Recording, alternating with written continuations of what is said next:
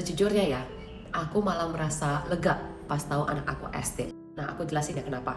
Kalian lihat video aku yang sebelumnya, aku ada cerita di mana aku tuh udah cari ke berbagai ahli, aku udah struggling bertahun-tahun, udah coba stimulasi, aku udah coba berbagai cara, udah mulai tinggalin bisnis aku fokus ke anak aku.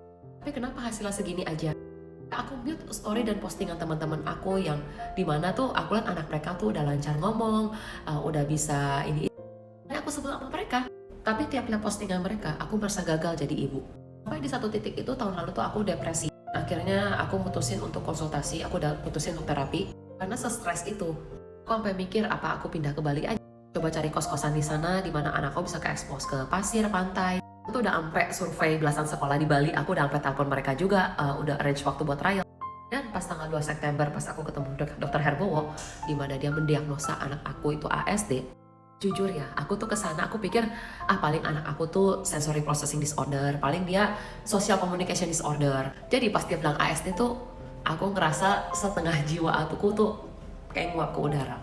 Aku ngerasa tuh kayak suara dokter kok kayak makin jauh ya dari aku ya. Tapi aku jadi fokus lagi, ayo Linda fokus lagi. Dengar, dia kasih tahu apa tentang anak kamu. Aku dan suami aku tidak cerita hal ini ke siapapun. Beberapa bulan setelahnya adalah kita cerita ke teman-teman terdekat kita beberapa, dan keluarga pun sampai sekarang tidak tahu COVID ini lewat ya, mungkin baru tahu ya. Kenapa ya? Karena aku nggak tahu mau menjelaskannya itu seperti apa.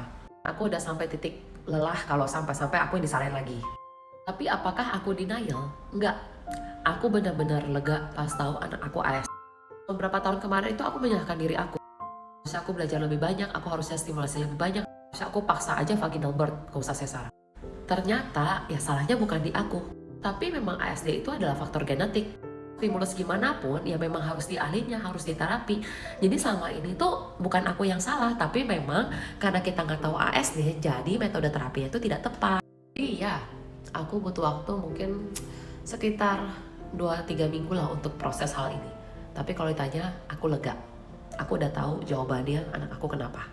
Dan sekarang aku lebih fokus habis ini apa yang harus aku prepare untuk anak aku ke depannya. Semoga menjawab ya.